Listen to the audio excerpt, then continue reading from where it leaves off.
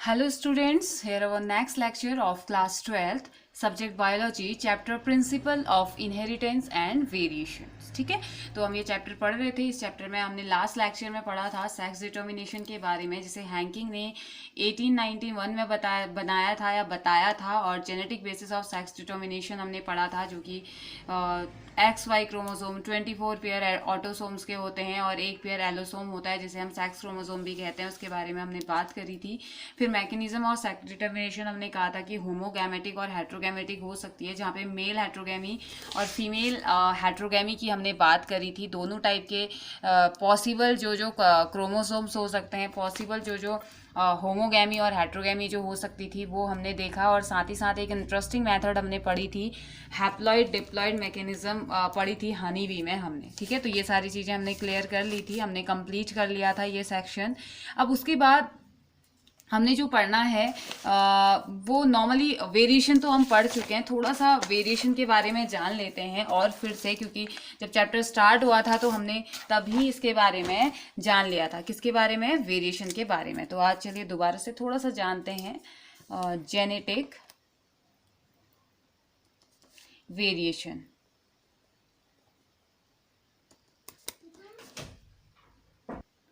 तो genetic variation एक ऐसा वेरिएशन होता है सेक्सुअली रिप्रोड्यूसिंग ऑर्गेनिज्म में, जो दो प्रिंसिपल वेज में अराइज होता है। टू प्रिंसिपल वेज इसके होते हैं। एक तो होता है फॉर्मेशन ऑफ न्यू कॉम्बिनेशन, ठीक है, एक होता है formation of new combinations.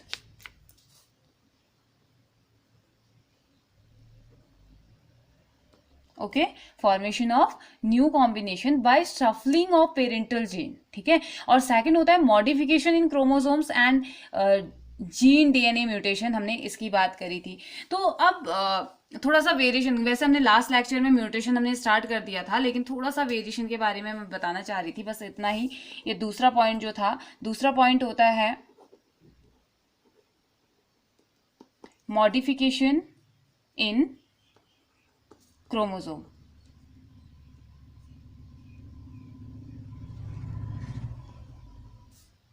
And genes, ठीक है। तो इसके बाद हमने म्यूटेशन की बात करी थी। हमने कहा था कि म्यूटेशन एक सडन होने वाला, अचानक से होने वाला एक स्टेबल चेंज है, जो कि ऑर्गेनिज्म में देखने को मिलता है। हमने इसकी बात करी थी। अब इसके बाद ना जो मेन टर्म हमने पढ़े थे, वो हमने पढ़े थे क्रोमोसोमल म्यूटेशन और एब्रेशन की हमने बात करी थी। और क्रोमोसोमल म्यूटेशन में आई थिंक हमने बात करी थी मॉर्फोलॉजिकल मॉडिफिकेशन के बारे में। मॉर्फोलॉजिकल मॉडिफिकेशन में भी हमने कहा था कि ये इंट्रा क्रोमोसोमल और इंटर क्रोमोसोमल्स ये हो सकते हैं, इस टाइप का ये हो सकता है। हमने इसकी बात करी थी। और उसके बाद इंट्रा क्रोमोसोमल म्यूटेशन का हमने फर्स्ट जो पार्ट पढ़ा था, वो हमने पढ़ा था डिलीशन या डेफिशिएंसी की हमने बात करी थी। और इसमें हमने पढ़ा था कि कैसे एक सेगमेंट डिलीट हो जाता है और जो नॉर्मल जो साइज होता है क्रोमोसोम का, वो शॉर्ट मीन्स की शॉर्ट क्रोमोसोम अराइज होता है, नॉर्मल साइज से वो छोटा हो जाता है, क्योंकि उसमें क्रोमोसोम्स के कुछ सेगमेंट क्या हो जाते हैं, डिलीट हो जाते हैं, यानी कि हट जाते हैं, लॉस्ट हो जाते हैं।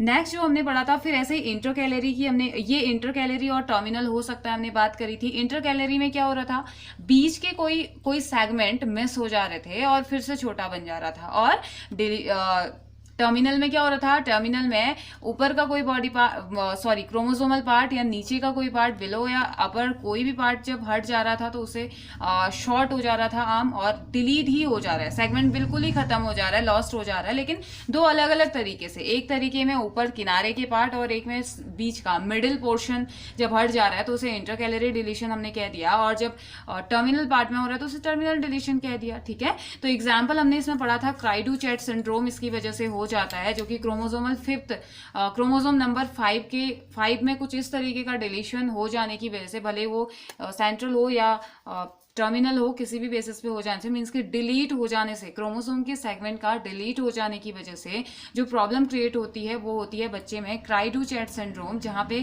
क्रोमोसोमल नंबर 5 में प्रॉब्लम होती है। और जो बच्चा है वो जब रोता है तो वो एक दर्द में कराहती हुई जो बिल्ली होती है ना, पेन में जो कैट होती है, उसकी जैसी वो आवाज़ निकालता है या उसकी आवाज़ वैसी आती है।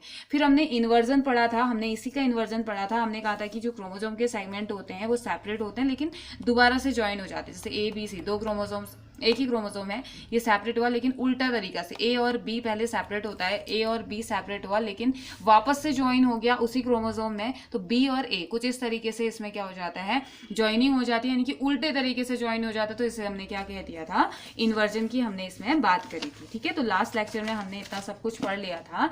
तो आज जो हमने पढ़ना है, आज हमने पढ़ना है इंटर क्रोमोसोमल मॉडिफिकेशन। ठीक है, इंट्रा पढ़ा था, तो आज पढ़ेंगे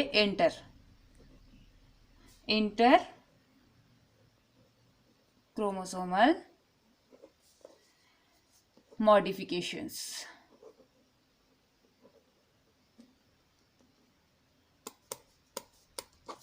ओके, तो चलिए स्टार्ट करते हैं। तो ये जो चेंज होते हैं ना, अभी तक हमने जो चेंजेस पढ़े वो एक क्रोमोसोम, मतलब एक ही क्रोमोसोम में तो देखा ना हमने, यही क्रोमोसोम में लॉस्ट हो रहा है, फिर इसी क्रोमोसोम में अगर रिजॉइन हो रहा है तो इसी क्रोमोसोम की बात करी। लेकिन इंट्रा क्रोमोसोमल जो मॉडिफिकेशन होते हैं ना, ये अफेक्ट करते हैं, affects 2 chromosomes.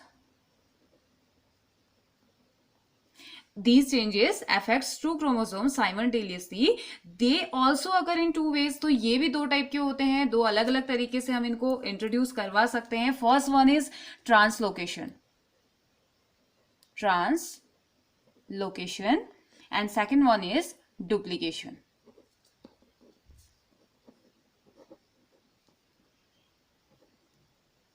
Okay, translocation and duplication तो बहुत इजी है। तो ट्रांसलोकेशन में क्या होता है ना, पहले थ्योरेटिकली समझते हैं, फिर इसको मैं एग्जांपल डायग्राम के थ्रू आपको समझाऊंगी तो आपको क्लियरली आ जाएगा। तो सबसे पहले क्या होता है, एक सेगमेंट है क्रोमोसोम का, वो टूट जाता है।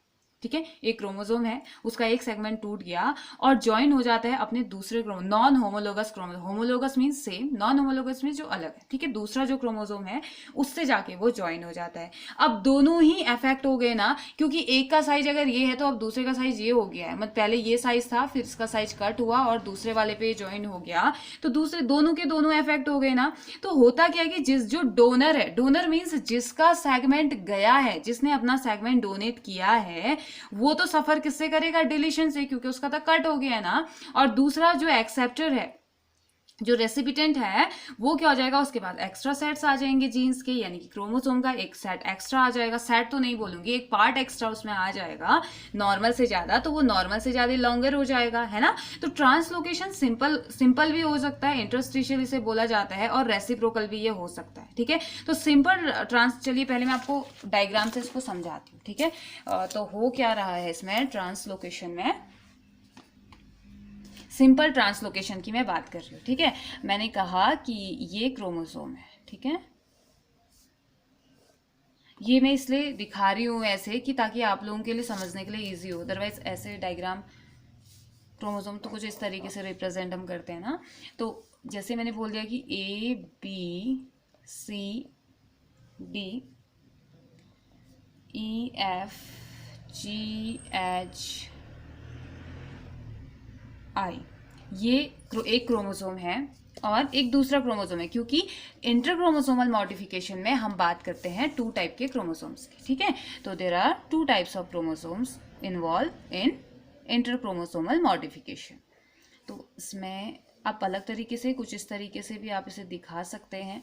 तो आप नेम चेंज भी कर सकते हैं अपने हिसाब से, UV XYZ से मैं रिप्रेजेंट इसे कर रही हूँ। ठीक है, तो अब बात करते हैं सिंपल ट्रांसलोकेशन की। जब इसमें सिंपल ट्रांसलोकेशन होगा, ट्रांसलोकेशन का मीनिंग क्या है, एक जगह से दूसरी जगह चले जाना, यही तो ट्रांसलोकेशन होता है ना। तो पता है इसमें होता क्या है, इसका जो, मान लो इसका जो ये ABC सिंपल ट्रांसलोकेशन की मैं बात कर रही हूँ, उसका A B और C वाले पार्ट की मैं बात करती हूँ। ठीक है, जिस क्रोमोसोम का वो सेगमेंट जिसके पास A B और C पार्ट प्रेजेंट है, ये क्या करता है ना, ये इससे जाके ज्वाइन हो जाता है, क्योंकि और इससे ही जाके ज्वाइन क्यों हो रहा है, क्योंकि इसके आसपास से प्रेजेंट है, यही क्रोमोसोम इसके आसपास प्रेजेंट है। तो जो आसपास प्रेजेंट है उसी के साथ तो कॉम्बिनेशन होगा ना, दूर दूर वाले से तो होगा नहीं। तो यहाँ पे क्या हो जाता है, चलिए मैं आपको बताती हूँ। ये हमारा नॉर्मल क्रोमोसोम था, सेकेंड वाला,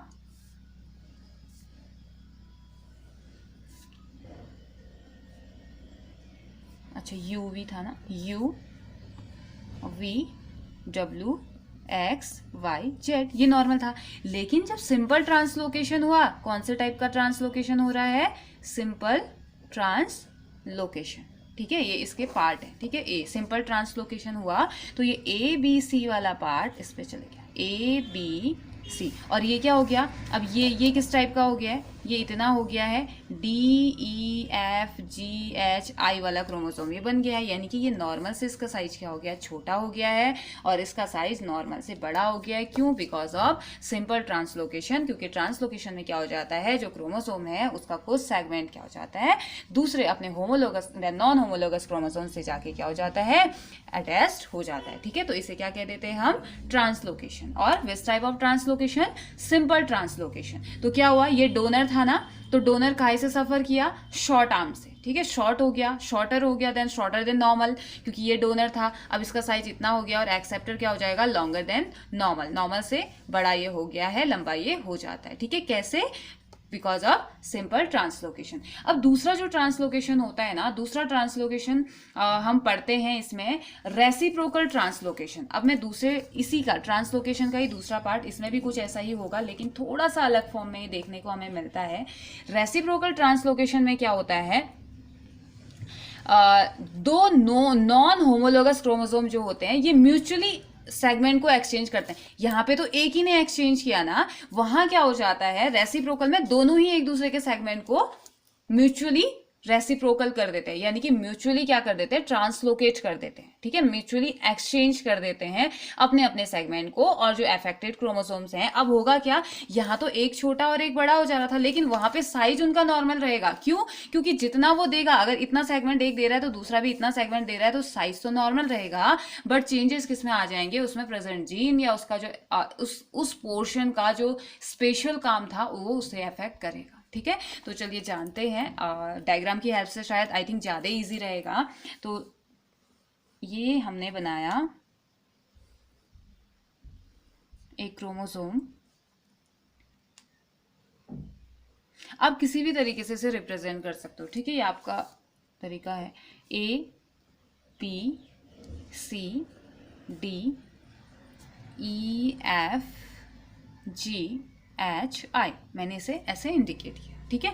तो अब मैंने कहा कि मैं इसमें रेसिप्रोकल ट्रांसलोकेशन को शो कर रही हूँ नॉन होमोलोगस क्रोमो, क्योंकि जो सेम नहीं है, ठीक है, सेम नहीं है, मीन्स कि अब ये क्या हो जाएगा, दूसरा वाला मैं दे रही हूँ कुछ इस तरीके से। मैंने कहा कि ये दूसरा क्रोमोसोम है जिसके अपने सेगमेंट है U V W X Y Z, ठीक है। ये अब यहाँ पे होता क्या है ना, ये अपने इस सेगमेंट को यहाँ दे देगा, ये अपने इस सेगमेंट्स को यहाँ दे देगा। तो नया क्या बनेगा, नया जो बनता है ये ए बी सी, ये भी क्या कर रहा है अपना ए बी, और जरूरी नहीं है यहीं पे हो, ठीक है, कहीं पे भी आप उसे दिखा सकते हैं। तो मैं ये पोर्शन दिखा, ए बी और सी, ये पोर्शन इसने क्या कर दिया, अपना एक्सचेंज कर दिया। कैसे हो रहा है देखो, एक्सचेंज कर देगा तो होगा क्या, जो यू वी और डब्ल्यू वाला पोर्शन है ना, कुछ ऐसे था, U V W X Y और जेड, ये तो ऐसे था। अब इसके साथ साथ यहाँ पे क्या आ जाएगा, ए बी सी, हुआ ना क्लियर, ये हो गया। लेकिन अब ये यहीं पे कंप्लीट नहीं हुआ है, और इस एक्स वाई जेड जो भी है के पास क्या आ जाएगा, अब इसका इतना पोर्शन, इसने अपने 3 वाले सेगमेंट दिए ना, 3 सेगमेंट तो नहीं, 1 सेगमेंट, और जिसमें हमने 3 चीजें दिखाई है, ए बी सी और यहाँ यू वी डब्ल्यू, तो ये भी अपने 3 पोर्शन को इसको दे देगा। तो इसके जो ओरिजिनल साइज है वो तो वैसी ही रहेगी, लेकिन कैसी रहेगी, ये आ जाएगा यू वी डब्ल्यू, फिर उसके बाद डी, क्योंकि ये पोर्शन तो इसने अपना ए बी सी वाला पोर्शन तो इसने इसको दे दिया है, तो D E F G H आई, बाकी सारे पोर्शन नॉर्मल रहेंगे, ठीक है। तो ये हमारा क्या है, ट्रांसलोकेशन। तो इंटरक्रोमोसोमल मॉडिफिकेशन में हमने 2 चीजें यहाँ पे पढ़ी। हमने कहा कि जो इंटरक्रोमोसोमल मॉडिफिकेशन है, इसमें क्रोमोसोम्स में जो मॉडिफिकेशन आता है, अब आपको क्लियरली समझ में आ जाएगा, इसमें जो क्रोमोसोम्स में जो मॉडिफिकेशन होता है वो कैसे होता है, 2 नॉन होमोलोगस क्रोमोसोम्स के बीच में होता है, जबकि हमने इंट्रा में हमने पढ़ा था कि सिर्फ एक टाइप के क्रोमोसोम में ही चेंजेस आ रहे हैं, ठीक है। तो यहाँ पर हमने पढ़ा इंटरक्रोमोसोमल मॉडिफिकेशन में 2 क्रोमोसोम इफेक्ट होते हैं, जिसमें कि 2 तरीके से हम पढ़ते हैं। एक सिंपल ट्रांसलोकेशन की हम बात करते हैं, और दूसरा हम बात करते हैं किसकी, रेसिप्रोकल ट्रांसप्रो, यहाँ पे लिख देती हूं मैं, second one is reciprocal translocation, location. Okay, there are two types of translocation we can say. तो first one is simple translocation, second one is reciprocal translocation. तो simple translocation में तो सिर्फ एक ही क्रोमोसोम का इन्वॉल्व, दोनों ही क्रोमोसोम थे, लेकिन एक क्रोमोसोम ही क्या करता है, अपने सेगमेंट्स को ट्रांसफर कर रहा था कहाँ, दूसरे क्रोमोसोम के पास. तो यहाँ पे भी अगर मैं डायग्रामेटिक इस तरीके से शो करूँ तो क्लियर है. तो ये पोर्शन इसका यहाँ चले जाता है. ओके, तो ये सिंपल था, सिंपल हो रहा है, इसमें कोई मिक्सअप नहीं है, कोई भी कॉम्प्लिकेशंस इसमें नहीं है, तो इसलिए से सिंपल बोल दिया. दो क्रोमोसोम इन्वॉल्व है, एक क्रोमोसोम का एक सेगमेंट निकला, टूटा, डिलीट हुआ और दूसरे वाले से के पास जाके ज्वाइन ये हो गया. तो ये क्या हो जाएगा, जो डोनर है, डोनर कौन है, जो अपने सेगमेंट्स को दे रहा है, तो ये नॉर्मल से छोटा साइज इसका हो जाता है, और जो एक्सेप्टर है, जो रेसिपिटेंट है, वो क्या हो जाता है, अपने नॉर्मल साइज से बड़ा हो जाता है. ओके, दूसरा फिर इसी में हमने कहा कि एक और टाइप का ट्रांसलोकेशन होता है जिसे हम रेसिप्रोकल ट्रांसलोकेशन कहते हैं. तो रेसिप्रोकल ट्रांसलोकेशन एक ऐसा म्यूचुअल एक्सचेंज है दो क्रोमोसोम्स के बीच में कि अगर एक अपना पार्ट, मीन्स कि जैसे मैंने आपसे कहा कि आप मुझे अपनी ब्लैक पेन दे दीजिए, मैं आपको अपनी ब्लू पेन देती हूँ, एक म्यूचुअल ट्रांसफर हो गया ना, म्यूचुअल एक्सचेंज हो गया कि ठीक है मुझे ब्लैक पेन की जरूरत है, ये तो खैर जरूरत के हिसाब से थी, मैंने कहा कि आप मुझे ब्लैक देते हो तो तभी मैं आपको क्या दूंगी, ब्लू पेन दूंगी. ठीक है, तो ये एक म्यूचुअल ट्रांसफर, म्यूचुअल एक्सचेंज हो गया. तो वही चीज यहाँ पे हमें देखने को मिलती है किसमें, रेसिप्रोकल ट्रांसलोकेशन में. इसके तीन पार्ट, इसके अगर हम मानते हैं तीन चीजें जो इसमें प्रेजेंट है, तीन जीन जो इसमें प्रेजेंट है, अगर इससे इसमें जा रही है तो इसके भी यहाँ आ रहे हैं. लेकिन प्रॉब्लम ये कि नंबर प्रेजेंट है वो सेम रहेगा, जो क्रोमोसोम का जो साइज है वो सेम रहेगा, बट अफेक्ट होगा क्या, उसका अगर वो रेसेसिव नहीं है, गलती से अगर वो डोमिनेंट हो गया तो फिनोटाइप अफेक्ट करेगा. ठीक है, फिनोटिपिक कैरेक्टर को ये शो करेगा, मीन्स की फिनोटाइप, उस ऑर्गेनिज्म के फिनोटाइप पे ये अफेक्ट करने वाला है. ठीक है, तो इसकी वजह से एक बीमारी होती है. इस प्रॉब्लम की वजह से, इस इंट्राक्रोमोसोमल म्यूटिफिकेशन में ट्रांसलोकेशन, इन दोनों की ही वजह से एक प्रॉब्लम होती है जिसे हम CML के नाम से जानते हैं. CML मीन्स होता है chronic myeloid leukaemia. Chronic myeloid leukaemia. अब आप सोच रहे होंगे कि ये CML क्या होता है. ठीक है, ये सबसे पहले तो ये प्रॉब्लम करता है, ये जो ट्रांसलोकेशन जो होता है ना, वो होता है क्रोमोसोम नंबर 22. ठीक है, क्रोमोसोम नंबर 22 में होने वाला जो प्रॉब्लम है वो है क्या, इंटरक्रोमोसोमल मॉडिफिकेशन, जिसमें कि ट्रांसलोकेशन हो जाता है, और सिंपल ट्रांसलोकेशन और रेसिप्रोकल ट्रांसलोकेशन होता है, जिसकी वजह से एक डिजीज या एक प्रॉब्लम क्रिएट होती है बॉडी में, जिसे क्रोनिक माइलॉइड ल्यूकेमिया कहा जाता है. अब ल्यूकेमिया से आपको थोड़ा बहुत आइडिया आ गया होगा ना, ल्यूकेमिया मीन्स ब्लड कैंसर से रिलेटेड ये है. ब्लड कैंसर जब हो जाता है तो उस कंडीशन को साइंटिफिक टर्म में हम ल्यूकेमिया कह देते हैं. तो वही ये है. अब जो CML होता है, एक धीरे धीरे बढ़ने वाला एक अनकॉमन टाइप का ब्लड सेल कैंसर होता है, जो कि इंसान के बोन मैरो में होता है. ठीक है, बोन मैरो से ही बनती है ना ब्लड सेल्स, तो बोन मैरो में होने वाला ये प्रॉब्लम है, और ट्रांसलोकेशन की वजह से, शॉर्ट हो जाने की वजह से नॉर्मली ये होता है. ठीक है, अब इसी में ये तो इंट्राक्रोमोसोमल जो मॉडिफिकेशन है उसके हमने ट्रांसलोकेशन वाला पार्ट पढ़ा. इसी का जो दूसरा पार्ट होता है जो हमने पढ़ा कि कौन सा है, डुप्लीकेशन. तो अब डुप्लीकेशन में क्या होता है, क्रोमोसोम के डुप्लीकेशन. अब नाम से पता चल रहा है डुप्लीकेट मीन्स क्या होता है, सेम उसी की तरह हो जाना, दूसरा है ना. तो यानी कि duplication, it is the occurrence of a chromosome segment more than once in a chromosome. एक ही क्रोमोसोम में क्रोमोसोम के सेगमेंट का दो बार आ जाना, सेम क्रोमोसोम के सेगमेंट का दो बार आ जाना, जैसे अब हम समझते हैं डुप्लीकेशन. ओके, डुप्लीकेशन में क्या हो रहा है, it is the occurrence of chromosome segment more than one in a chromosome.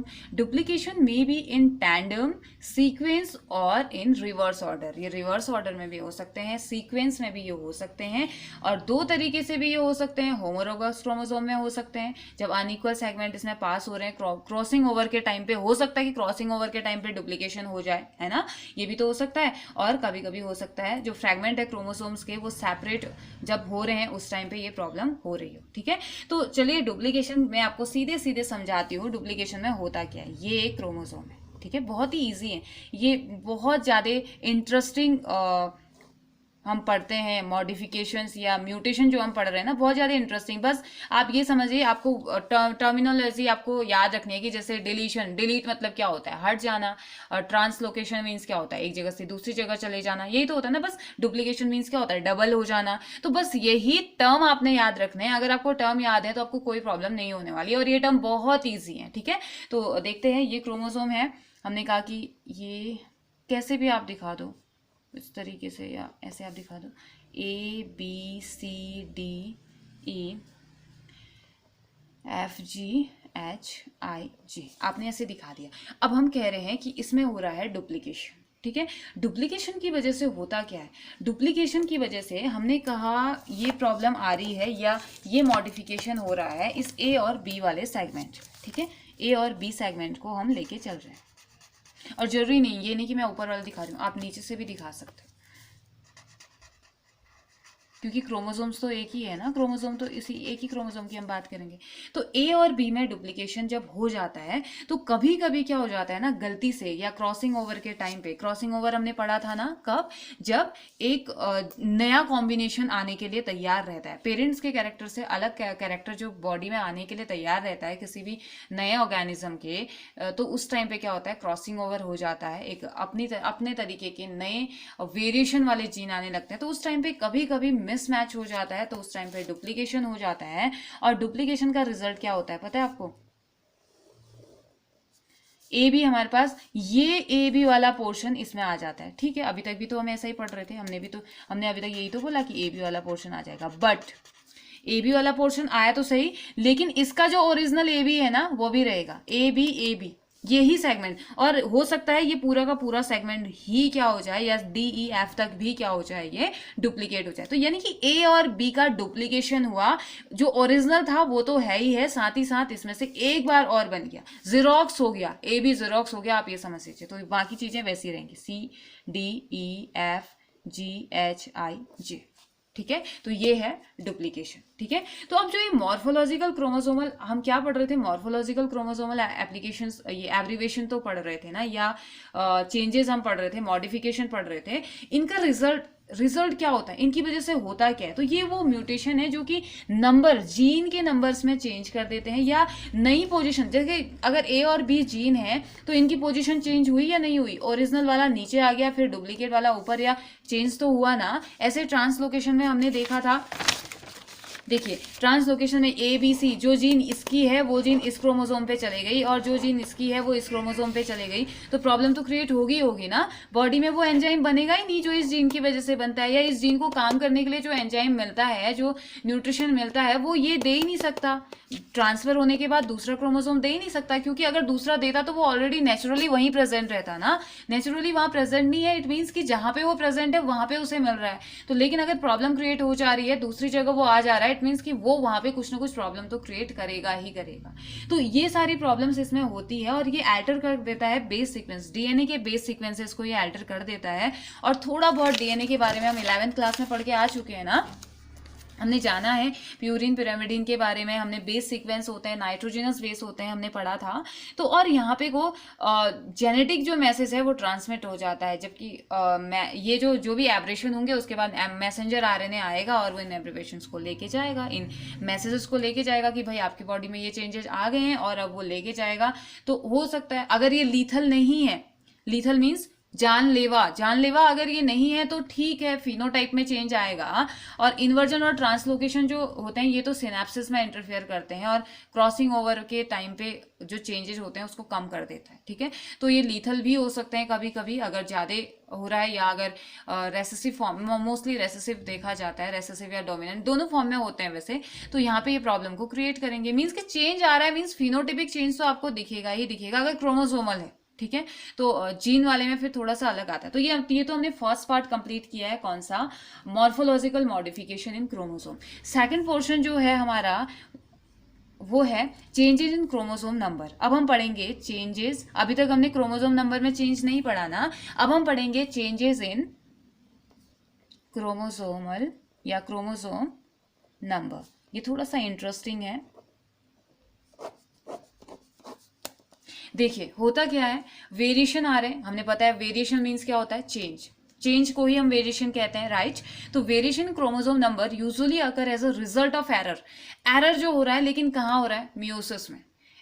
Meiosis division जिस टाइम पे हो रहा होता है ना, रिप्रोडक्शन के बाद जब फर्टिलाइजेशन हो रहा है, तो उसके बाद यही तो होता है, मियोसिस माइटोसिस ही तो हो रहा है ना। पहले माइटोसिस हो रहा है, धीरे धीरे मियोसिस की प्रोसेस भी होती है।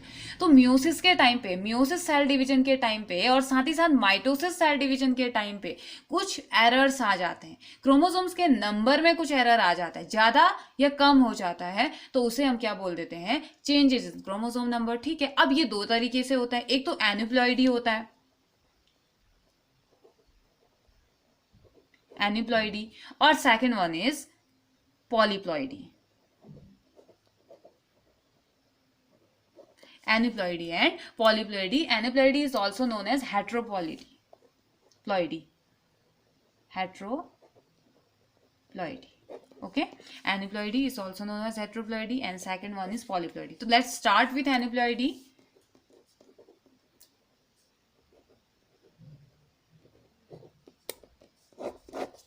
तो देखिए, एनिप्लॉइडी एक ऐसी कंडीशन है जहां पे डिलीशन भी हो सकता है और एडिशन भी हो सकता है नंबर ऑफ क्रोमोसोम, ठीक है। दोनों कंडीशन के लिए आपको रेडी रहना पड़ेगा कि यहां पे या तो डिलीशन होगा एंड एडिशन भी हो सकता है, और दोनों की वजह से अलग अलग चेंजेस बॉडी में देखने को मिलेंगे। तो एक बहुत इंटरेस्टिंग फिनोमिना अगर मैं आपको बताऊं, या बहुत इंटरेस्टिंग जो ह्यूमंस में भी देखने को मिलता है, उसमें हम इसका एग्जाम्पल पढ़ेंगे। तो देखिए, ये इन्वॉल्व होता है किसमें, एडिशन और डिलीशन ऑफ वन और a few chromosomes from the usual diploid set of chromosome, ठीक है। डिप्लॉयड सेट में होता है क्रोमोसोम, तो डिप्लॉयड सेट लास्ट में आते आते तो हैप्लॉयड हो जाता है ना जब गैमेट फॉर्मेशन होता है, लेकिन पहले जब डिप्लॉयड सेट में होता है तो वहीं पे इसकी प्रॉब्लम क्रिएट हो जाती है, ठीक है। वहीं पे स्टार्ट हो जाता है इसका प्रॉब्लम क्रिएट होना। अब कैसे होता क्या है ना, कभी कभी जब दो मियोसिस फर्स्ट हो रहा होता है, जब मियोसिस फर्स्ट की प्रोसेस होती है ना, तो जो कभी कभी जो दो ऐसे क्रोमोसोम एक साथ लगे हुए हैं ना, जो एक साथ होते हैं, ये सेपरेट ही नहीं हो पाते।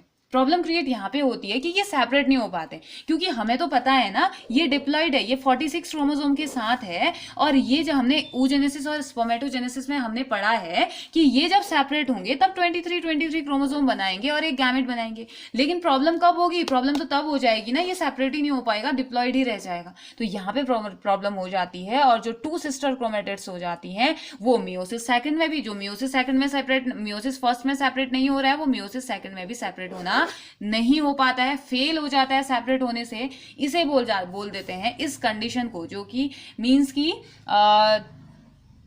sometimes the two homologous chromosomes of a particular pair fail to separate in meiosis first, or two sister chromatids fail to separate in meiosis second। तो meiosis first में फेल हो जा रहे हैं या meiosis second में फेल हो जा रहे हैं, कंडीशन कोई भी हो या दोनों में फेल हो जा रहे हैं, तो this process is known as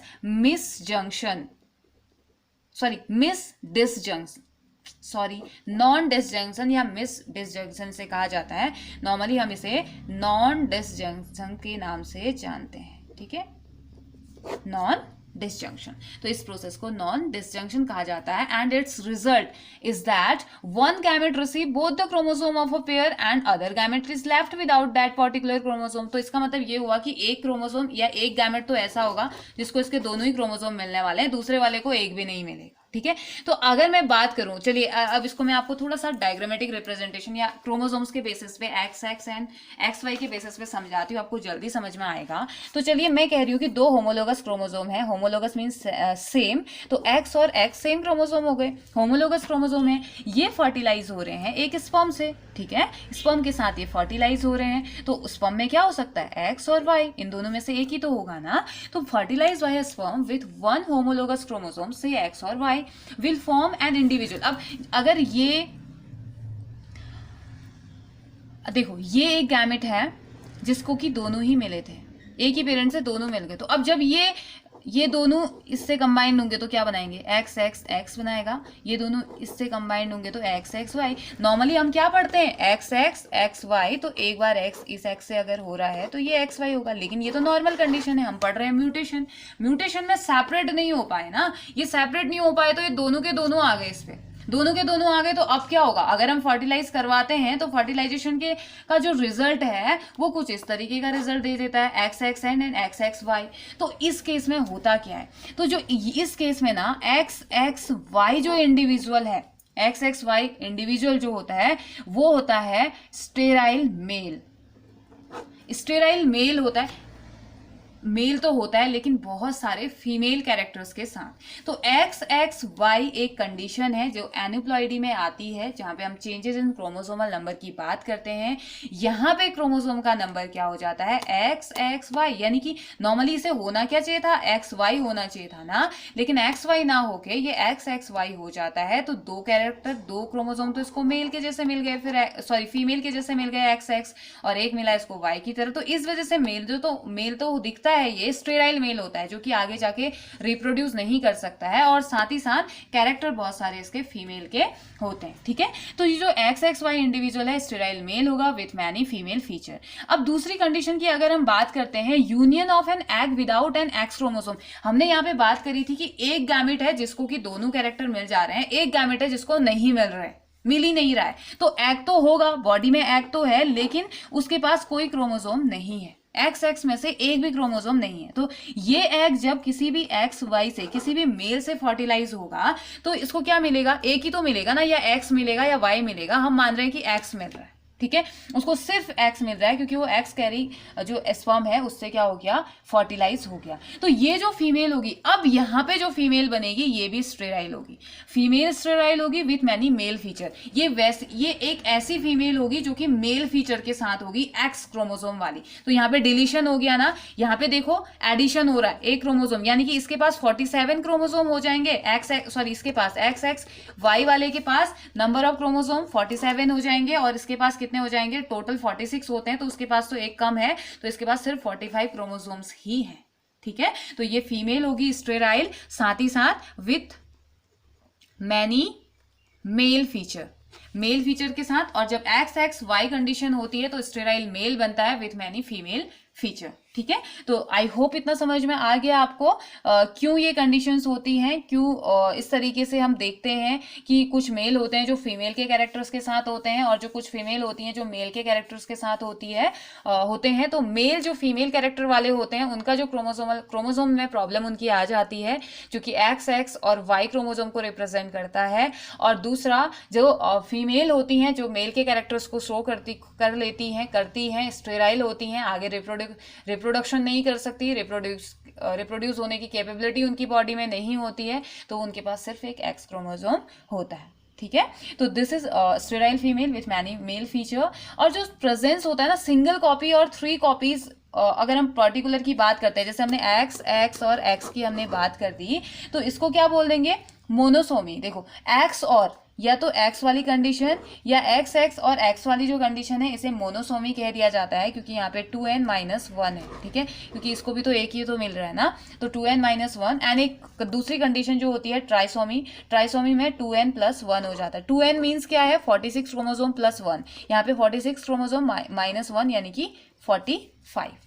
ठीक है, तो इतना आया ना समझ में। तो ट्राइसोमी और एक कंडीशन और आ सकती है 2n+2 वाली भी, तो उसे टेट्रासोमी बोल देंगे, उतना ज्यादा बढ़ जाएगा, है ना।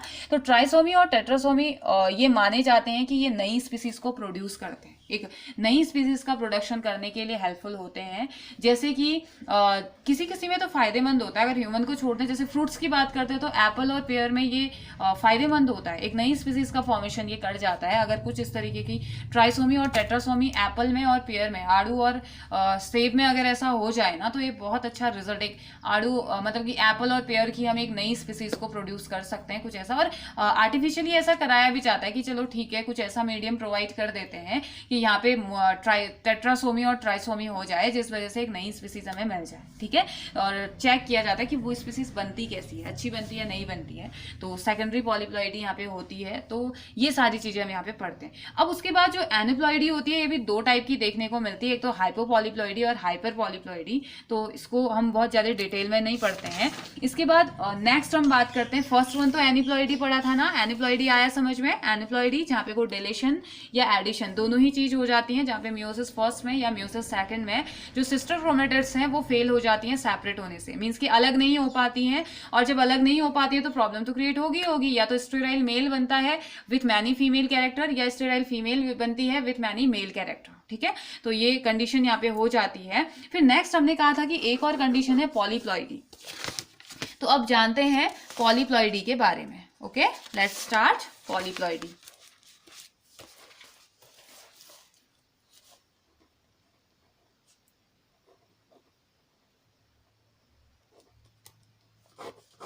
ओके, तो polyploidy it is the addition of one or more complete set of chromosome. इसमें सिर्फ एडिशन होता है, addition of one or more set of chromosome or genome, you can say. It is also known as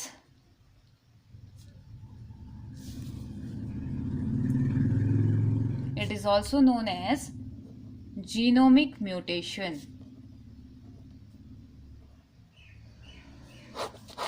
okay, polyploidy एक ऐसी condition जहां पे आप addition, एक या एक से ज्यादा क्रोमोसोम के सेट के एडिशन ऐड हो जाने, एक ही क्रोमोसोम में, एक क्रोमोसोम में इसमें पूरा सेट ऐड हो गया तो उसे हम क्या कह देंगे, पॉलीप्लॉइडी उसे हम कह देते हैं। ठीक है, तो कभी कभी क्या होता है ना, मियोसिस फर्स्ट में ही हम बात करते हैं, जितने भी सिनैप्स होमोलोगस क्रोमोसोम है वो यहाँ पे को फेल नहीं, मीन्स कि सेपरेट नहीं हो पाते हैं, सेपरेट नहीं कर पाते हैं एक दूसरे को, तो और ये पास करते ही रहते हैं एक दूसरे को, सेपरेट तो हुए नहीं, ऐसे ज्वाइन है, कुछ इस तरीके से ज्वाइन है, सेपरेट नहीं कर पाए तो एक पोल से दूसरे पोल में कुछ इस तरीके से एक दूसरे को ट्रांसफर करते ही रहते हैं स्पाइनल फॉर्म में, और ये प्रोड्यूस कर देता है क्या, डिप्लॉइड गैमेट को 46 क्रोमोसोम के साथ, जबकि होना कैसा चाहिए था 23 क्रोमोसोम। भले आप स्पर्म की बात करें, स्पर्म भी तो हैप्लॉइड होता है ना, और एग भी हैप्लॉइड होता है, 23 होते हैं, दोनों हैप्लॉइड होते हैं, लेकिन ये किस गैमेट को प्रोड्यूस कर देते हैं, क्योंकि ये सेपरेट नहीं हुए हैं तो ये हैप्लॉइड को प्रोड्यूस कर देते हैं। टोटल 46 क्रोमोसोम के साथ ये प्रोड्यूस कर देते हैं डिप्लॉइड गैमेट को। तो जो डिप्लॉइड गैमेट है, जब ये फर्टिलाइज होता है एक हैप्लॉइड, देखो ये डिप्लॉइड गैमेट है ना, ये फर्टिलाइज हुआ एक हैप्लॉइड गैमेट से, तो अभी एक सेट और नहीं आ गया इसका पूरा, तो 3 सेट नहीं हो गए, तो ये प्रॉब्लम यहाँ पे को एक ट्रिप्लॉइड ऑफस्प्रिंग का फॉर्मेशन ये कर देता है, ट्रिप्लॉइड ऑफस्प्रिंग जिसके कि 3 सेट हो जाते हैं क्रोमोसोम के, मींस कि 23 ये ऑलरेडी है, एक 46 तो 2 ये ऑलरेडी हो गए, एक और उसमें आ जाता है, तो ट्रिप्लॉइड कंडीशन यहाँ पे हो जाती है, 3 set and on being fertilise by a diploid. और अगर कभी ऐसा हो गया कि ये डिप्लॉइड तो था ही था, सोने पे सुहागा, ये हो गया कि दूसरा जिससे फर्टिलाइज हो रहा है वो भी डिप्लॉइड ही निकला, तो फिर कितने सेट हो जाएंगे, 4 सेट हो जाएंगे ना, 4 सेट, और इस कंडीशन को क्या बोल देंगे फिर, tetraploid. Okay, so there are 2 conditions in polyploidy. First one is triploid condition, second one is tetraploid condition.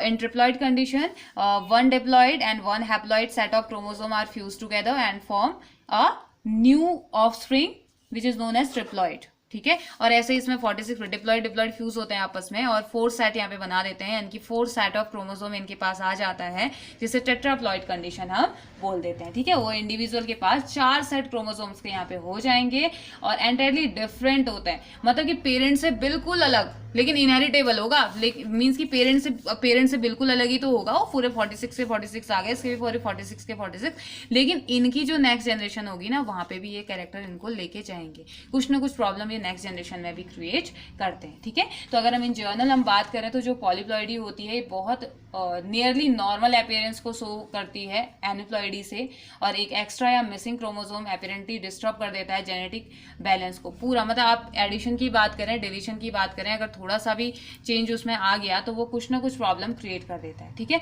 फिर ये जो पॉलीप्लॉइडी है ना, ये भी 2 टाइप की होती है, तो ये भी 2 टाइप की होती है, एक ऑटो पॉलीप्लॉइडी से कहा जाता है, दूसरा एलो पॉलीप्लॉइडी से कहा जाता है। तो इसमें भी वही होता है AAAN, इसमें बहुत डिटेल में जाने की जरूरत नहीं है, बस इतना समझिए कि ये भी 2 टाइप से होता है, allopolyploidy and autopolyploidy. ठीक है, तो आई होप कि अब ये हमारे क्रोमोसोमल म्यूटेशन इतने ही थे, क्रोमोसोमल म्यूटेशन अभी तक हमें जितने नोन है या जितने हमें पढ़ने हैं आपके चैप्टर के अकॉर्डिंग, वो हमने यही पढ़ने हैं कि सबसे पहले हमने म्यूटेशन पढ़ा, म्यूटेशन में स्टार्ट किया, हमने कहा कि 2 टाइप के नॉर्मली म्यूटेशन होते हैं chromosomal mutation and second one is gene mutation. तो क्रोमोसोमल म्यूटेशन में जो हमने पार्ट पढ़े, हमने स्टार्ट किया, हमने कहा था कि ये भी दो टाइप का होगा। एक तो होता है किसमें morphological modification in chromosome, second one is changes in chromosome number. तो मॉर्फोलॉजिकल मॉडिफिकेशन फिर हमें एक और दो टाइप का मिला, intra chromosomal and inter chromosomal. फिर ये इंटर क्रोमोसोमल में हमने कहा कि फिर से दो पार्ट हैं। कौन से दो पार्ट? एक डिलीशन है जिसके डेफिशिएंसी बोला जाता है, और दूसरा है इन्वर्जन। ठीक है, तो कुछ इस तरीके से समझाऊं। पहले हमने कहा कि म्यूटेशन, ठीक है, म्यूटेशन हमने कहा दो टाइप के हैं, क्रोमोसोमल एंड जीन म्यूटेशन। फिर हमने कहा कि जो क्रोमोसोमल म्यूटेशन है ना, ये भी दो टाइप के होते हैं। तो हम चार्ट से ज़्यादा इजीली समझ पाएंगे ना।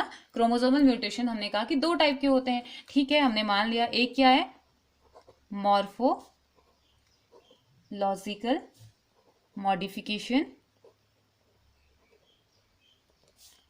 मॉर्फोलॉजिकल मॉडिफिकेशन है chromosomes. Okay,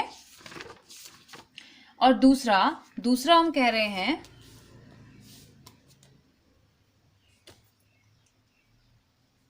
in changes in number chromosome number, changes in chromosome number. ये दोनों ही हमने जीन म्यूटेशन अभी स्टार्ट नहीं किया, लेकिन इसमें हमने दोनों ही पढ़ लिए हैं। फिर मॉर्फोलॉजिकल मॉडिफिकेशन में भी हमने कहा कि ये भी दो टाइप के होते हैं। मॉर्फोलॉजिकल मॉडिफिकेशन भी दो टाइप का हमारा होता है। ठीक है, तो जानते हैं कौन कौन सा हमने पढ़ा था। First one is intra chromosomal, ठीक है, इंटर क्रोमोसोमल की हमने बात करी। और सेकंड मॉडिफिकेशन भी आप आगे से लिखेंगे। Second one is inter chromosomal,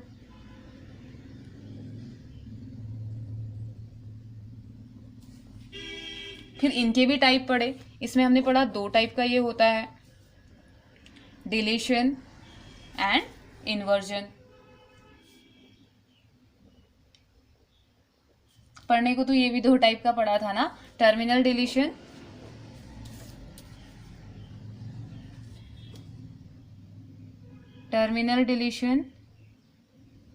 and second one is first ये second one is intercalary.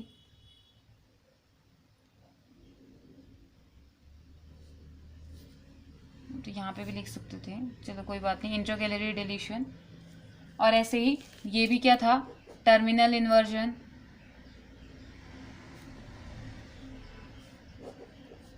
Second one is paracentric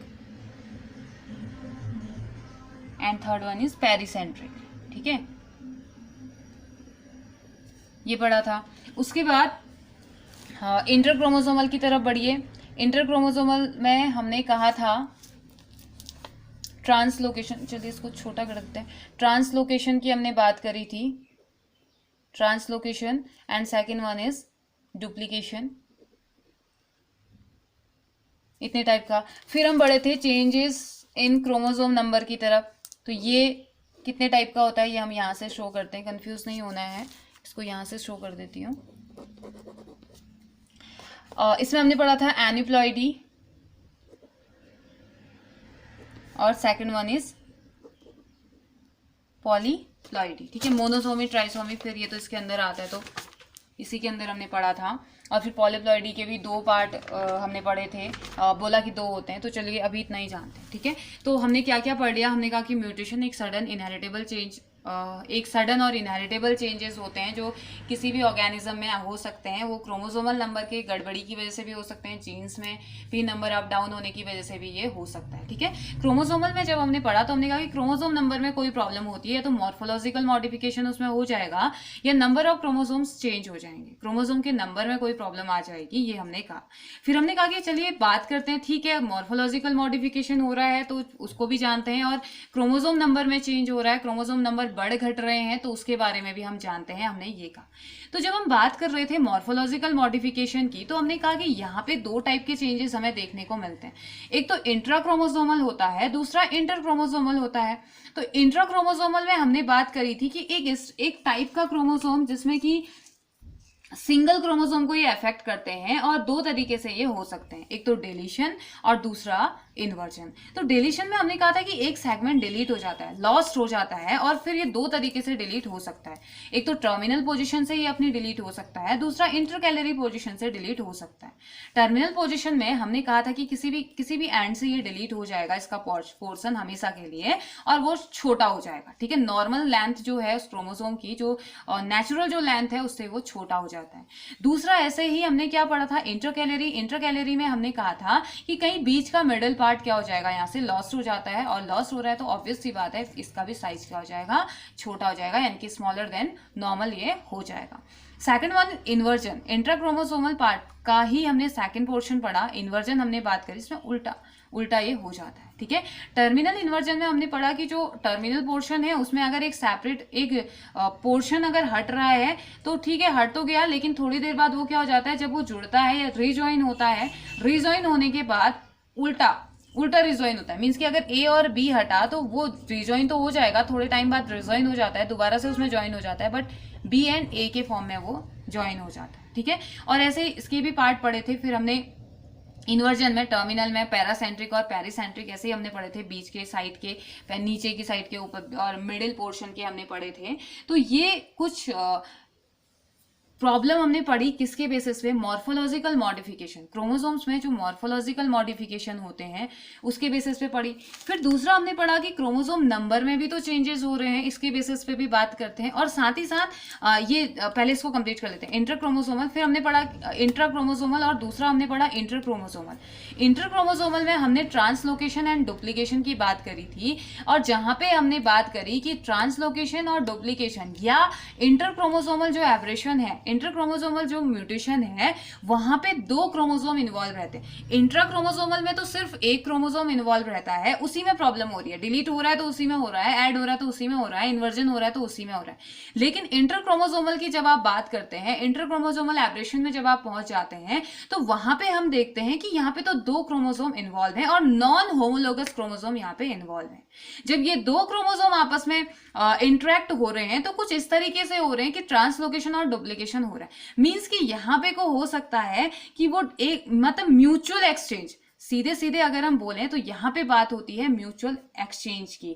दोनों ही अपने अपने क्रोमोसोम्स को क्रोमोसोम के सेगमेंट को क्या कर देते हैं, एक्सचेंज कर देते हैं, ठीक है। तो यहाँ पे एक ट्रांसलोकेशन हो जाता है। ट्रांसलोकेशन में क्या हो रहा है, a segment of chromosome break off, पहले टूटता है और उसके बाद ज्वाइन हो जाता है अपने बगल में जो नॉन होमोलोगस क्रोमोसोम उसका प्रेजेंट है ना, वहां पे जाके वो ज्वाइन हो जाता है, ठीक है। जैसे हमने डायग्राम में सीखा था, ये इस डायग्राम में हमने सीखा था, देखिए कैसे वो ए बी सी वाला पोर्शन इससे ज्वाइन हो गया है, यहाँ पे जाके ज्वाइन हो गया है, और ये इसका यू वी डब्ल्यू वाला पोर्शन और इसका ए बी सी वाला पोर्शन इस वाले क्रोमोसोम से जाके ज्वाइन हो गया है, और इसका यू वी डब्ल्यू वाला पोर्शन इस वाले पोर्शन से जाके ज्वाइन हो गया। मतलब कि इसने अपनी चीज इसको दे दी, इसने अपनी चीज इसको दे दी, तो ये म्यूचुअल एक्सचेंज हो गया किसमें, क्रोमोसोम्स के बीच में। तो इसे हम क्या कह देते हैं, ये दो टाइप का होता है, एक तो होता है simple translocation and second one is reciprocal. तो ये तो यहाँ पे अगर हम सिंपल ट्रांसलोकेशन की बात करें तो ठीक है, ये क्या हो जाता है, दो क्रोमोसोम तो इन्वॉल्व है, लेकिन एक क्रोमोसोम दूसरे क्रोमोसोम को अपना सेगमेंट दे देता है और बात खत्म, ठीक है, ये हो गया। और दूसरा सिंपल वाले में क्या, सिंपल में तो ये हुआ, लेकिन दूसरे में प्रॉब्लम ये होती है रेसिप्रोकल में कि दोनों ही एक्सचेंज कर देते हैं, यानी कि अब एब्रेशन होगा ना, ये ज्यादा डेंजरस हो सकता है। कैसे, क्योंकि अगर म्यूटेशन होगा तो अब दो क्रोमोसोम्स की वजह से, यहाँ पे तो एक क्रोमोसोम, हालांकि दोनों में ही प्रॉब्लम इसमें भी हो रही है, ऐसा नहीं है, लेकिन ये वाला शॉर्ट हो जा रहा है, नया तो कुछ नहीं आ रहा है इसमें, लेकिन यहाँ पे नया, दोनों में ही नया आ जा रहा है, ठीक है। तो इस टाइप का जो प्रॉब्लम, इस टाइप का जो क्रोमोसोमल एब्रेशन है वो क्या प्रॉब्लम क्रिएट करता है, वो प्रॉब्लम क्रिएट करता है CML नाम की एक बीमारी को, जो कि एक क्रोनिक माइलॉइड ल्यूकेमिया के नाम से जानी जाती है। धीरे धीरे ये बीमारी आगे बढ़ती है और क्रोमोसोम नंबर 22 में होने वाला ये प्रॉब्लम है, ठीक है। इनकी ट्रांसलोकेशन, आप सिंपल ट्रांसलोकेशन की बात करते हैं या रेसिप्रोकल ट्रांसलोकेशन की आप बात करते हैं, तो ये किस में होने वाला, क्रोमोसोम नंबर 22 में होने वाली ये प्रॉब्लम है या डिजीज है, ठीक है। तो इसमें हम कुछ कर ही नहीं सकते, जेनेटिक है, मीन्स कि आप ऐसा भी नहीं कह सकते कि हमें अपने न्यूट्रिशन पे ध्यान देना है, अपनी फूड पे ध्यान देना है, हमें फिट रहना है, हेल्दी रहना है, ये टर्म तो यहाँ पे फेल हो जाते हैं सारे, क्योंकि ये जेनेटिक है, हमारे जीन्स में यानी कि हमारे क्रोमोसोम्स में होने वाली ये प्रॉब्लम्स है। तो यहाँ पे इसका सॉल्यूशन हम ऐसे फिजिकली हम कुछ नहीं कर सकते इसमें, ठीक है। तो ये हमने पढ़ा था। उसके बाद एक और टर्म हमने इसमें पढ़ा था, डुप्लीकेशन। हमने कहा कि डुप्लीकेशन एक ऐसी प्रोसेस है जहाँ पे क्रोमोसोम का जो सेगमेंट है या एक से ज्यादा जो सेगमेंट है क्रोमोसोम के, वो डुप्लीकेट हो जाते हैं, वो रिवर्स ऑर्डर में डुप्लीकेट हो जाते हैं। इट में अगर इन 2 वेज, 2 तरीके से हो सकता है। होमोलोगस क्रोमोसोम में जब अनइक्वल सेगमेंट क्रॉसिंग ओवर के टाइम पे पास हो रहे हैं, उस टाइम पे हो सकता है, जिसकी वजह से एक क्रोमोसोम सफर करेगा डिलीशन से और दूसरा एक्वायर करेगा उससे। तो मतलब ये प्रॉब्लम यहाँ पे को हो जाती है और होमोलोगस में होता है, ठीक है। तो जैसे होमोलोगस मीन्स की डुप्लीकेशन में मैंने आपको दिखाया नहीं, मैंने कहा कि ये 2 क्रोमोसोम मेरे पास है, ठीक है, ABCDEF, और ठीक इसका ही जैसा क्रोमोसोम ABCDEF ये मेरे पास है। अब इसमें किसी वजह से डुप्लीकेशन हो गया है, अब ये जाएगा यहाँ और A और B में ये ज्वाइन हो सकता है, हो जाता है, ठीक है। तो ABCDEF कुछ इस तरीके से यहाँ पे ये डुप्लीकेट हो जाता है, ठीक है। तो ये हमने पढ़ा। उसके बाद हमने दूसरे टाइप का पढ़ा, हमने कहा कि changes in chromosome number. Chromosome number में भी तो चेंज हो रहा है। दूसरे टाइप का जो हम पढ़ रहे थे, ये वाला दूसरा पोर्शन, ये तो हमारा पहला पोर्शन अभी कंप्लीट हुआ। दूसरे पोर्शन में हमने बात करी चेंज इन क्रोमोसोम नंबर। तो जब चेंज होता है क्रोमोसोम नंबर में, जब चेंज होता है तो वेरिएशंस आते हैं, और ये नॉर्मली होता किसकी वजह से, मियोसिस और माइटोसिस सेल डिवीजन के टाइम पे आने वाले जो वेरिएशन है, मेनली सेपरेट ना हो पाना, सिस्टर क्रोमेटिड्स का सेपरेट ना हो पाना मियोसिस फर्स्ट या मियोसिस सेकंड में, मतलब प्रॉब्लम यही क्रिएट करता है। अब वो मियोसिस के टाइम पे भी हो सकता है और माइटोसिस के टाइम पे भी ये हो सकता है, और ये 2 तरीके के होते हैं, एक एनुप्लॉइडी और दूसरा एनुप्लॉइडी जिसको कि हम हेट्रोपॉलीप्लॉइडी भी कहते हैं, और साथ ही साथ दूसरा जो है वो पॉलीप्लॉइडी वाली कंडीशन है, ओके। तो अब देखिए हमने क्या पढ़ा था, एनुप्लॉइडी इसमें इन्वॉल्व हो सकता है, एडिशन भी हो सकता है और डिलीशन भी हो सकता है कुछ क्रोमोसोम का अपने यूजुअल डिप्लॉइड सेट से। कभी कभी क्या होता है, जो 2 होमोलोगस क्रोमोसोम होते हैं किसी भी पर्टिकुलर पेयर के क्रोमेटिड्स के, वो सेपरेट होना भूल जाते हैं, या हम कहें कि सेपरेशन उनमें नहीं हो पाता है, या 2 सिस्टर क्रोमेटिड्स जो हैं वो मियोसिस फर्स्ट में या मियोसिस सेकंड में सेपरेट नहीं हो पाती। क्योंकि हम यही तो पढ़ते हैं ना, सेल डिवीजन जब हमने 11th क्लास में पढ़ा होगा तो हमने यही पढ़ा था कि वो सेपरेट होते हैं, डिप्लॉइड होता है, सेपरेट होंगे तभी तो 23 गैमेट्स में क्रोमोसोम्स लेके आएंगे ना, हैप्लॉइड सेट लेके आएंगे। अगर वो समझ में नहीं आ रहा है, वो याद नहीं आ रहा है, तो स्पर्मेटोजेनेसिस एंड oogenesis याद कीजिए, लास्ट चैप्टर में हमने पढ़ा है कैसे वो 46 सेट के साथ पहले आता है oogonia मदर सेल या स्पर्मेटोगोनिया जो सेल होते हैं, sperm mother cell and egg mother cell, कैसे वो 46 क्रोमोसोम्स के साथ थे और मियोसिस फर्स्ट में पहुंचने के बाद वो चेंज होते रहते हैं और 23 क्रोमोसोम्स वो कैरी करके लेके आ जाते हैं 46 से, सेपरेट हो गए ना। तो ऐसा थोड़ी कि वो ऐसे अलग हो गए क्योंकि मियोसिस फर्स्ट में पहुंच गए, उनका नंबर वो पहले वो चिपके हुए थे इस तरीके से वो ज्वाइंट होते हैं और उसके बाद वो सेपरेट हो गए तो अलग अलग हो गए, तो 23 क्रोमोसोम उनके अलग हो गए।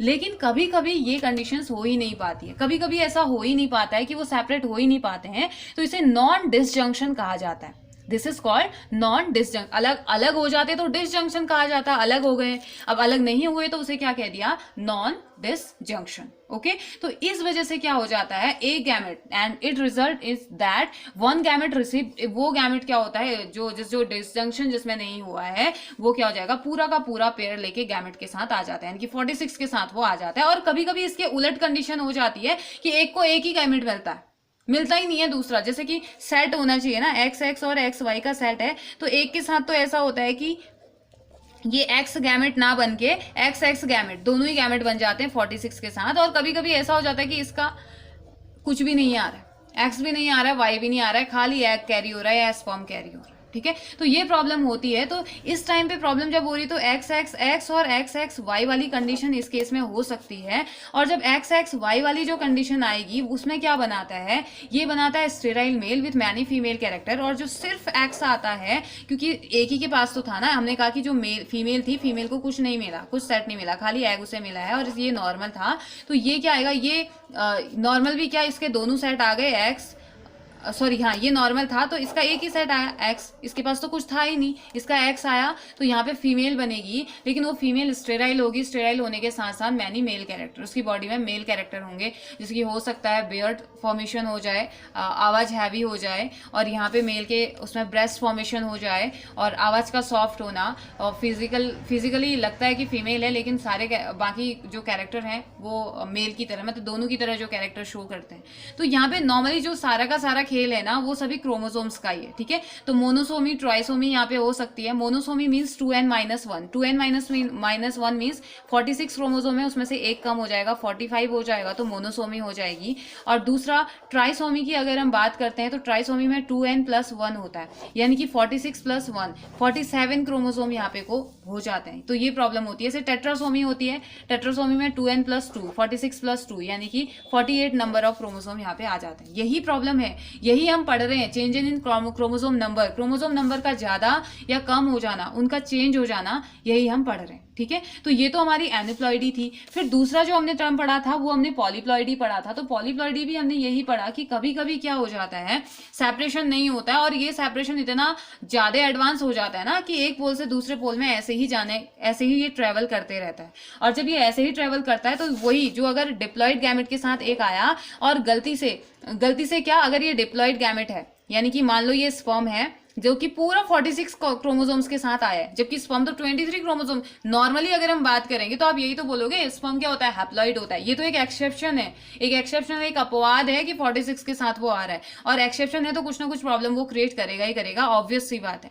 तो ये 46 के साथ आ गया, और जब ये फ्यूज हो रहा है, फर्टिलाइजेशन हो रहा है, स्पर्म है, एग नॉर्मल है, 23 के साथ है, तो ठीक है, इसमें क्या प्रॉब्लम है, एक्स से तो आना ही आना है ना, एक्स से तो कैरेक्टर आने ही आने हैं, तो एक गैमेट तो उससे आना ही आना है, मीन्स कि ये एक्स है तो इससे तो एक ही आएगा। तो अब आया, लेकिन यहाँ पे क्या हो गया, 23 के 23 इसको मिल गए, ये तो मिलने ही मिलने हैं, और साथ ही 40, तो 2 सेट इसके पास ऑलरेडी है, एक तीसरा सेट फिर आ गया, तो 3 सेट आ जाएंगे, इनके 3 सेट क्रोमोसोम के। और कभी कंडीशन ऐसी हो गई ना 46+46, यानी कि स्पर्म भी 46 वाला, एग भी 46 वाला, मतलब कि ऐसी फीमेल थी जिसकी बॉडी में 46 क्रोमोसोम के साथ एग था, और 46 क्रोमोसोम के साथ दूसरा मेल जिसकी बॉडी में स्पर्म है, वो यूनाइट हो जाएंगे, तो 4 सेट नहीं हो जाएगा क्रोमोसोम का। तो यहाँ पे को 3 सेट और 4 सेट क्रोमोसोम के हो जाते हैं। तो ट्रिप्लॉइड, इस कंडीशन को क्या बोल दिया जाता है, जब 3 सेट होते हैं तो ट्रिप्लॉइड बोल दिया जाता है, और दूसरी कंडीशन को टेट्राप्लॉइड बोल दिया जाता है, ठीक है। तो इसी वजह से इसे पॉलीप्लॉइडी के नाम से भी जाना जाता है। फिर ये भी 2 टाइप का होता है, हमने पढ़ा, एक ऑटो पॉलीप्लॉइडी होती है जो कि नंबर इंक्रीज कर देता है, क्रोमोसोम के नंबर को, सेम स्पीसीज में क्रोमोसोम के नंबर को इंक्रीज कर देता है, ठीक है।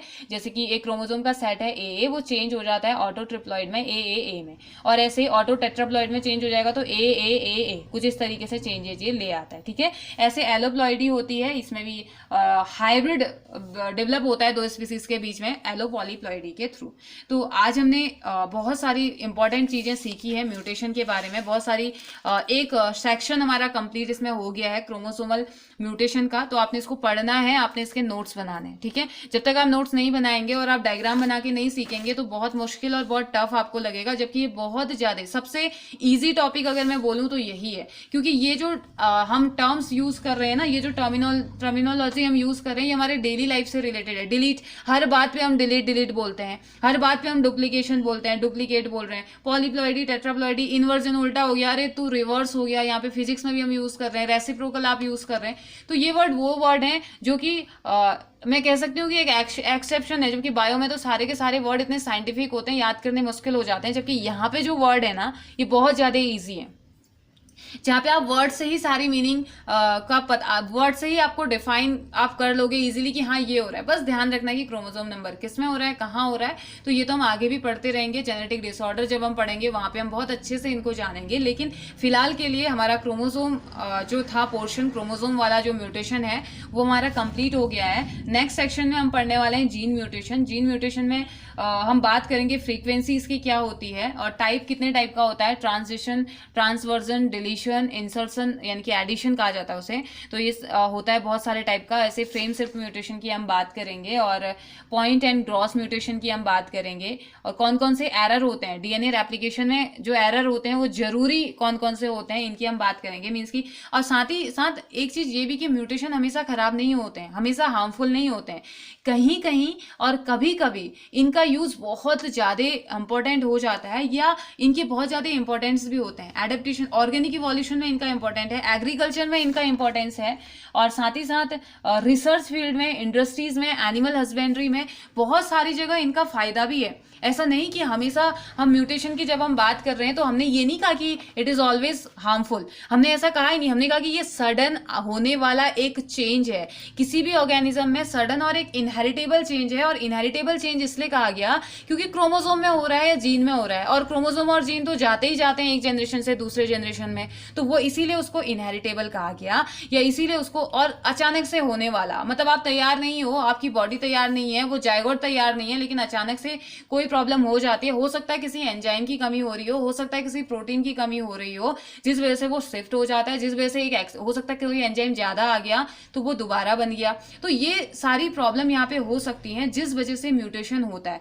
लेकिन आप म्यूटेशन हमेशा हार्मफुल होता है हम ये नहीं कह सकते हैं, ठीक है, क्योंकि ये एक वेरिएबिलिटी लाता है, किसी भी ऑर्गेनिज्म में एक वेरिएबिलिटी लाता है ताकि वो नए एनवायरनमेंट में क्या हो सके, एडेप्ट हो सकते, खुद को एडेप्ट कर सके, अपनी स्पीसीज को एडेप्ट कर सके, उसकी आने वाली जो जनरेशन है वो एडेप्ट हो सके, क्योंकि ये इनहेरिटेड होगा, एक जनरेशन से दूसरे जनरेशन में जाएगा। और अगर ये अच्छा वाला है, हमारे लिए फायदेमंद है, तो ये तो फिर बहुत अच्छी बात हो गई कि एक जनरेशन से दूसरे जनरेशन में जा रहा है। हाँ, अगर हार्मफुल है तो फिर प्रॉब्लम ये क्रिएट करता है, ठीक है। तो इससे आगे का जो जीन म्यूटेशन के बारे में हम पढ़ेंगे, हमारे नेक्स्ट लेक्चर में पढ़ेंगे। तो तब तक के लिए आप रिवाइज कीजिए और नोट्स बनाइए, अगर समझ में नहीं आता है तो क्वेश्चन कीजिए। Okay, have a nice day.